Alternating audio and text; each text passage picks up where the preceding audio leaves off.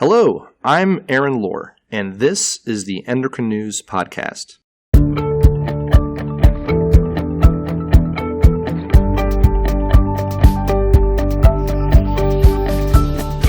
Today we're talking about the thyroid in pregnancy, and joining me on the podcast is Dr. Elizabeth Pierce, Professor of Medicine at Boston University Medical Center.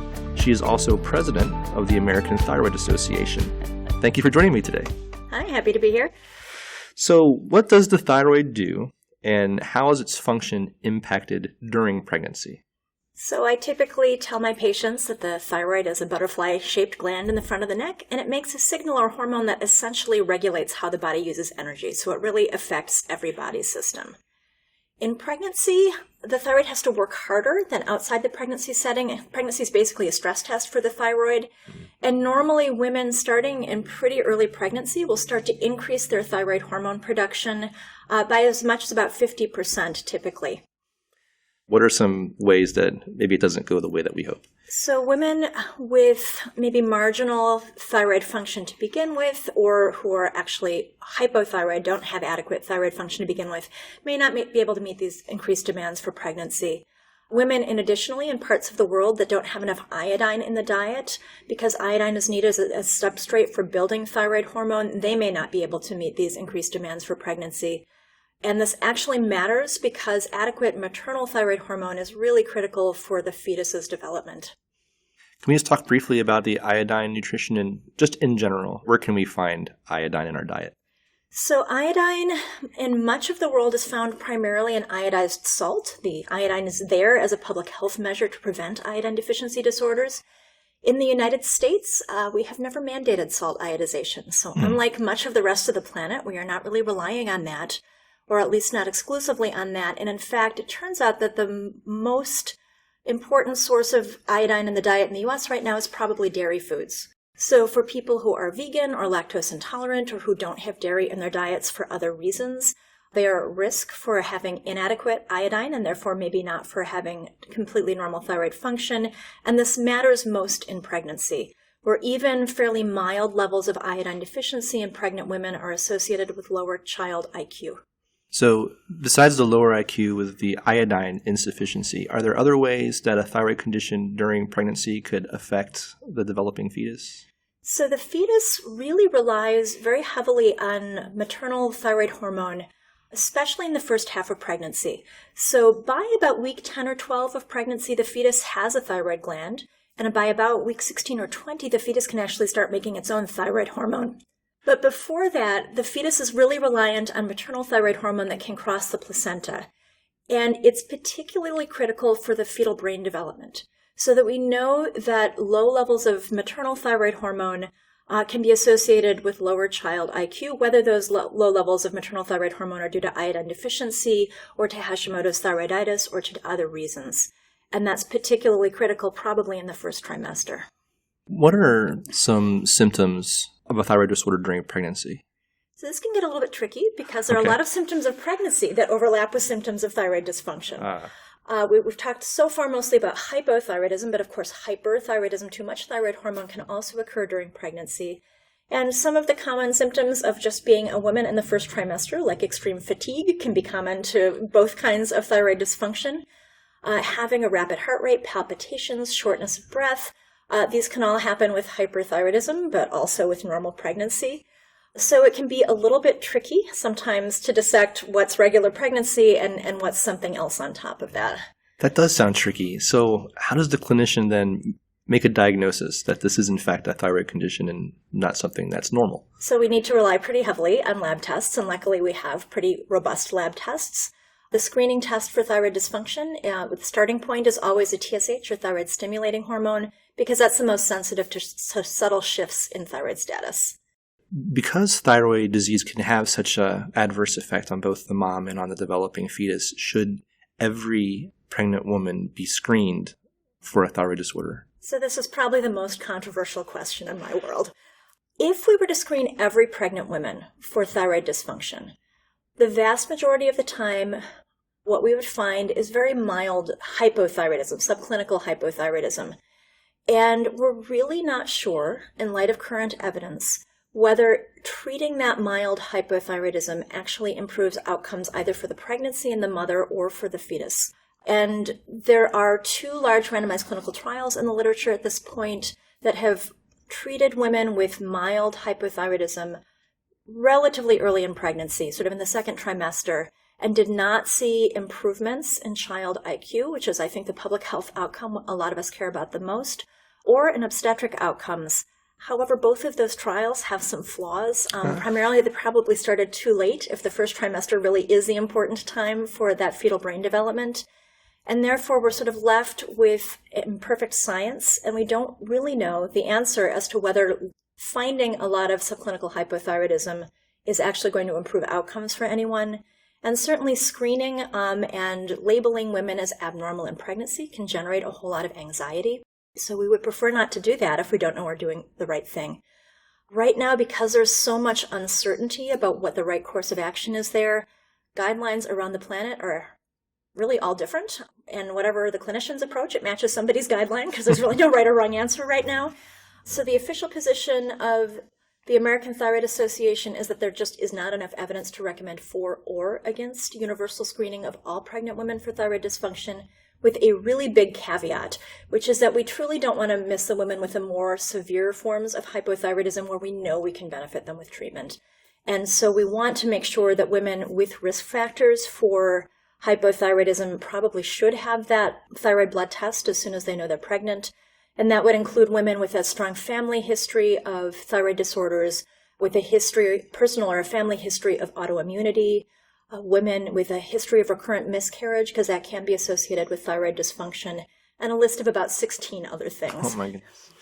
So you mentioned the guidelines, and I want to talk about that just a little bit. So the Endocrine Society last updated their clinical practice guideline on management of thyroid dysfunction during pregnancy and postpartum in 2012. I know the American Thyroid Association updated theirs in 2017. So between those years, how has treatment changed? And then even between 2017 and now, what are we seeing as far as how this is advancing? So this is a literature that has been just growing exponentially. So a huge amount more data that we had to review in 2017 compared to several years before that when the prior iteration of guidelines were published. One of the areas that really changed was in examining what normal thyroid function looks like in pregnancy and how to interpret thyroid function tests in pregnancy. That we know in the 1st trimester that the TSH, that normal screening test for thyroid dysfunction, probably does not have the same normal reference ranges it does outside the pregnancy setting, but there had been some disagreement about exactly what that reference rate should look like. In 2011, the American Thyroid Association guideline, and 2012, the Endocrine Society guideline, both recommended quite a low upper limit for TSH. And in retrospect, that was probably a mistake based on much of the data that has really been published since that time. I think we recognize that the TSH upper limit is a little bit higher than we had thought, and that we probably had been overdiagnosing women with subclinical hypothyroidism for a number of years, and that probably was not appropriate. Another big area that has changed since prior guidelines were written is that we used to think that of the 2 antithyroid drugs that are used to treat women with Graves' hyperthyroidism in pregnancy, we thought PTU, or propylthiouracil, was safe in the 1st trimester. And we have known since the 1970s that methimazole, the other antithyroid drug, is associated with birth defects. What happened between 2012 and 2017 is a publication from Denmark in 2013 that demonstrated that actually both antithyroid drugs are associated with birth defects. So in the first 10 weeks of pregnancy, when the fetal organs are forming, probably neither of them is completely safe. But we also know that uncontrolled Graves' disease is associated with pregnancy loss and birth defects, so we can't not treat in that setting either. And so this has led to a situation where we're not, again, quite sure what to do, but we are having sort of more nuanced conversations with women who are planning pregnancy who have Graves' disease about potentially doing sort of more drastic treatment, getting rid of the thyroid either via thyroidectomy or with radioactive iodine therapy prior to pregnancy so that there'd be no need for them to be on antithyroid drugs during that period of fetal development in early pregnancy. And in women who prefer not to do that, who do not want to destroy the thyroid gland, trying to be very cautious about using the lowest possible dose of these drugs always throughout pregnancy, and making sure that women understand sort of associated risks. So I want to talk a little bit also about the postpartum phase. And so what do the clinician and the patient need to consider during postpartum? About 10% of women in the first 6 months after pregnancy will develop something called postpartum thyroiditis. This is probably underdiagnosed because, as is the case in pregnancy, some of the symptoms of having postpartum thyroiditis overlap a whole lot with symptoms of having a newborn and being a new mother. So, for example, weight loss, anxiety, sleeplessness can all be signs of too much thyroid hormone, which can occur in postpartum thyroiditis, but they're also what a lot of women experience after giving birth. So it can be a little bit hard to tease out. I think it's probably a little bit underdiagnosed. What happens in postpartum thyroiditis is that the immune system attacks the thyroid and causes it to become transiently swollen and leaky. And stored thyroid hormone in the gland essentially can leak out into the bloodstream and cause thyroid hormone levels to be too high. This usually lasts for just a few weeks. Often symptoms are fairly mild. And then following that, the thyroid sort of runs out of preformed hormone to leak out, but the thyroid may not be healed up enough yet to actually make thyroid hormone again, so there can then be a period after several weeks of too much hormone, there can be a period of too little hormone before everything heals. 80% of the time, the thyroid will recover and thyroid function will go back to normal within a few months. But for women who have symptoms, we would like to make the diagnosis and treat them to make them more comfortable. In the phase where there's too much thyroid hormone, the treatment's typically beta blocker medications just to help with things like tremor and rapid heart rate. And if the thyroid hormone levels get low enough to be symptomatic, we can replace thyroid hormone for as long as woman needs it. I was reading some things about concerns during breastfeeding as well. Is that another iodine kind of thing, or is that something else? Yes, so women who are breastfeeding, like women who are pregnant, need more iodine in the diet than the rest of us. For women who are pregnant, they need more iodine, partially just from making more thyroid hormone, and they're transferring some of it to the fetus so the fetus can start making thyroid hormone. In women who are breastfeeding, iodine is directly secreted into breast milk, where it's critically important as that nutritional source of iodine for the newborn. So women of reproductive age in this country tend to be the group that is least likely to be getting adequate iodine in the diet. I don't really know why, but it's unfortunate because they're the group that need it most. So the recommendation from the Endocrine Society and from a number of other associations, including the American Thyroid Association and the American Academy of Pediatrics, is that women in the U.S. who are planning pregnancy, who are pregnant, or who are breastfeeding should take a daily supplement that contains 150 micrograms of iodine. And that's not quite as easy as it maybe should be because not all the multivitamin preparations sold for pregnancy in this country contain iodine. You have to look at labels. Let's talk a little bit about thyroid function test interpretation and how we navigate that. So the first thing to remember is that reference ranges for non-pregnant adults do not apply in pregnant women for really any of the thyroid function tests. So for serum TSH, levels typically are lower in the first trimester of pregnancy than they are outside pregnancy or in the later part of pregnancy. And although there has been controversy over time about how much lower they should be, the current recommendation is based on both information about how high the TSH has to be before you start seeing adverse effects on pregnancy, and also based on a huge amount of literature now looking at normal thyroid function values in populations from around the globe. So what's being recommended now is that you take your non-pregnancy upper limit for TSH, and in the first trimester, you should reduce that by 0.5, which for most labs is going to give you an upper limit for TSH of 4. Now, peripheral thyroid hormones are also challenging to interpret in pregnancy. Both total T4 and total T3 are going to increase substantially as thyroxine binding globulin increases. So again, non-pregnancy reference ranges don't apply for those values. And as a rule of thumb, you can use what we know about sort of the linear changes in thyroxine binding globulin levels in early pregnancy to adjust your non-pregnant upper limit for normal for both total T3 and total T4. We know TBG increases starting at about 7 weeks gestation and then plateaus at 16 weeks. So if you take your non-pregnancy upper limit of normal for total T4 or total T3, add 5% per week until you get to week 16 when things stabilize. That can give you sort of an approximate reference range for those labs. And then finally, free T4, which is really kind of the mainstay of our assessment of peripheral thyroid hormone, tends to be an assay that just doesn't function very well in pregnancy, that having very high levels of thyroxine binding globulin around, it tends to make the assay perform poorly, and so that we can't necessarily trust those results. We do not have a great solution for that right now. One avenue is to use an older version of that test, which is the free T4 index rather than the actual free T4 measurement. This has been shown to be probably more accurate in pregnancy than the typical free T4 assays, but because it's an old test, a lot of labs have phased it out.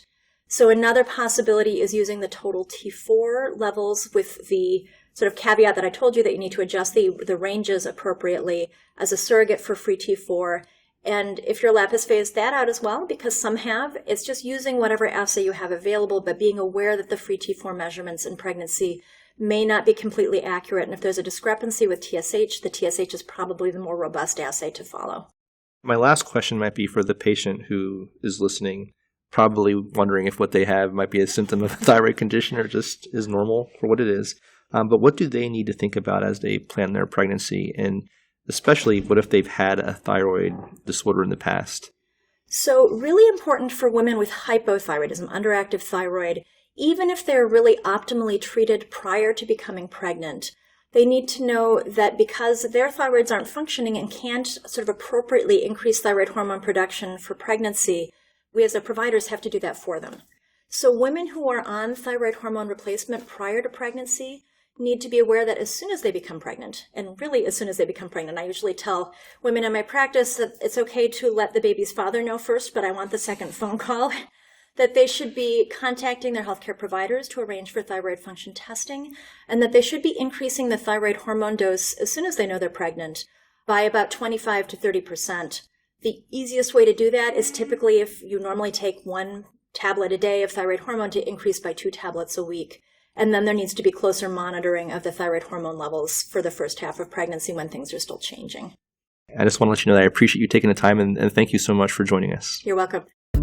That's all for this episode. Thank you for listening to the Endocrine News Podcast. If you'd like to hear more of these, check us out on endocrine.org/podcast or Apple, Google, or wherever you get your podcasts. And if you're enjoying these, please let us know by leaving a review on Apple.